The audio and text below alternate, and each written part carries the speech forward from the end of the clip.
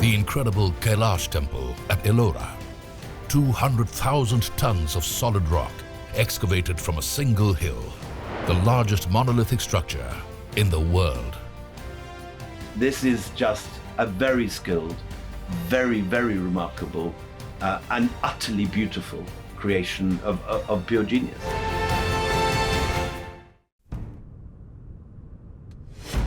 The Deccan Traps in West Central India. Volcanic activity sculpted this land over 75 million years ago, creating mighty ridges of hard basalt rock. On one such hill is a monument like no other. The Kailasanatha Temple, the world's largest monolithic structure. The monument which astonishes everyone and is really one of the great wonders of the Indian world is the Kailasa Temple. It left future generations simply astonished at the ambition, the achievement, the refinement, and the elegance of the people that built it. It is a rock-cut marvel with no equal.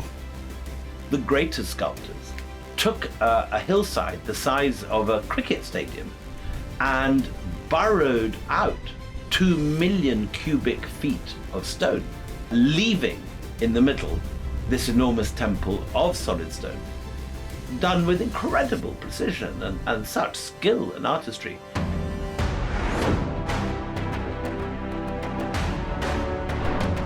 The Kailasa Temple is part of the 34 Hindu, Jain and Buddhist monasteries and shrines, known as the Ellora Caves in northwestern Maharashtra.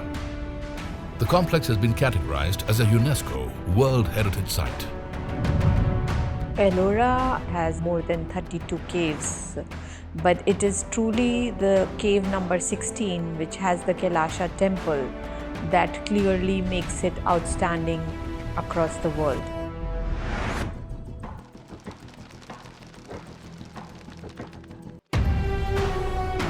The 1,200-year-old temple has been studied by countless researchers from across the world. Yet, aspects of Kailasa's construction are still a mystery.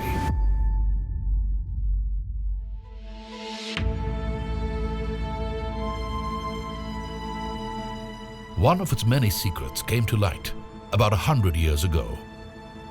In the 1920s, a set of inscriptions on copper plates were found in Baroda, modern-day Gujarat. The relics were ancient, over 1,000 years old. In the inscriptions is a reference to King Krishna I of the Rashtrakuta dynasty, who constructed a temple at Ellora so wondrous that even the gods were astonished. Many scholars believe that it was Krishna who is to be credited for making the Kailasa Temple. Others believe that it may have been Krishna's father, Danti Durga, that began the project, which was then continued by his son. What is generally agreed is that it was the Rashtrakuta kings. It's a measure of the riches of monuments in India that one of India's very greatest monuments is built by a dynasty whose name is almost unknown in modern metropolitan India. Who talks about the Rashtrakutas today? Yet the Rashtrakutas were one of the most important dynasties in the history of the Deccan. The Rashtrakutas ruled between the 6th and 10th centuries. At its height, their kingdom stretched from South Karnataka all the way to Kannauj in what is now Uttar Pradesh. Their finest contribution to architecture is the Kailasa Temple, located near Chhatrapati Sambhajinagar in Maharashtra.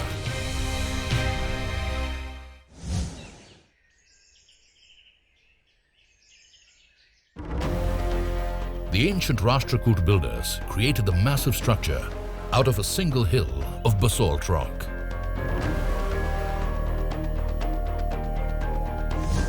The east-facing Kailasa Temple complex is 300 feet long and 175 feet wide. There are several chambers or mandaps that surround the inner sanctum or the Garbhagriha. The main gathering hall is 70 feet by 62 feet. Complex architectural features, like a rock-cut bridge, joins a two-storied gateway or gopuram to the temple interior. The shikhar The tallest part of the structure rises 96 feet high. Adding to its grandeur are two giant 70-foot pillars or stumps on either side of the entranceway. On the first level stand gigantic elephants. It is on their backs that the temple is symbolically supported.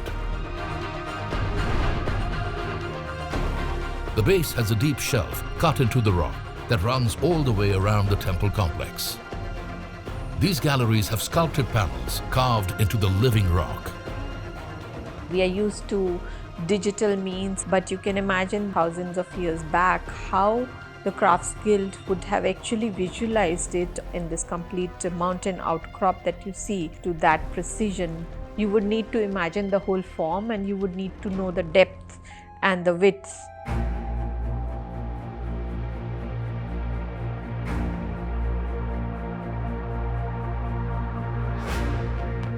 Inside the main gathering hall are huge, elaborately ornate pillars. The sheer size leaves the viewer in awe. The Garbhagriha, or sanctum, contains a giant shivling. The temple would have been an ambitious project, even if it were constructed conventionally, brick by brick. But what we know of its creation makes its very conception mind-boggling. Not one stone was brought in to build the temple. In fact, it's the exact opposite. It was carved out of a single colossal stone. What I love about the Kailasa is it's not just the vast imperial scale and the magnificence of kind of maximum sculpture, which this is. It's in the little details. 1,200 years ago, builders and artists not only carved a hill into a man-made marvel, but also adorned its every nook and corner. There are sculptures everywhere.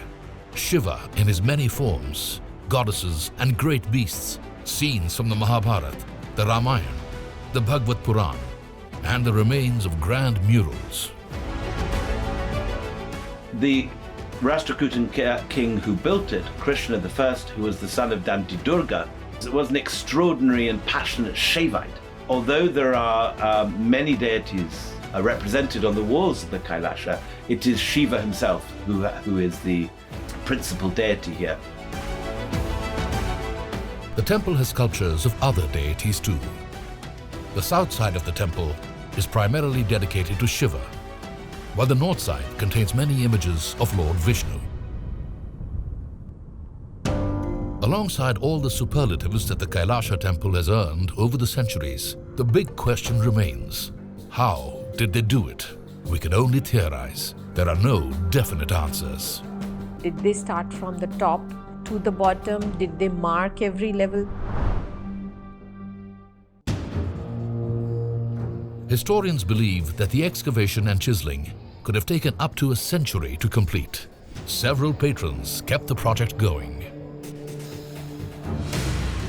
Was one master plan created at the start and then followed by generation after generation of builders and artisans for 100 years? It's quite possible that these craftspeople would have trained their children, and it's possible that it was families and crafts guilds that were involved who would be passing it on to the next generation. So the child has an understanding of the carving that is going on and then picks up, and then it goes into the next generation. The hill the builders selected was a single giant rock. Their genius lay in the ability to visualize in 3D such a complex architectural plan.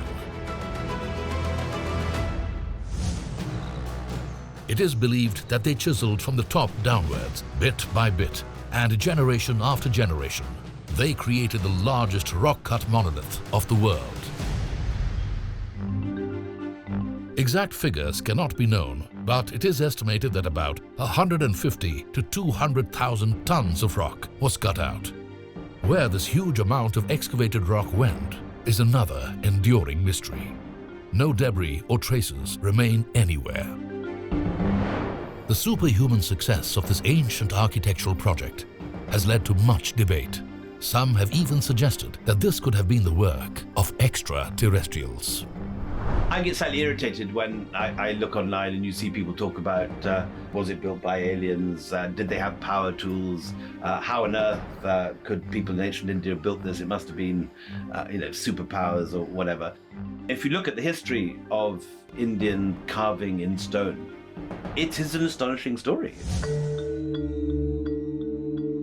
The list of India's incredible rock-cut wonders, spectacular stone structures and carvings, is long and spans millennia. To credit aliens for this work is to be unfair to the genius of ancient Indians. We are undermining, we are undervaluing the ability of our own sculptors, builders, their knowledge, their creativity, their know-how. This is just a very skilled, very, very remarkable, and utterly beautiful creation of pure genius. It is as much an example of a wealth of knowledge and craftsmanship, now lost to time.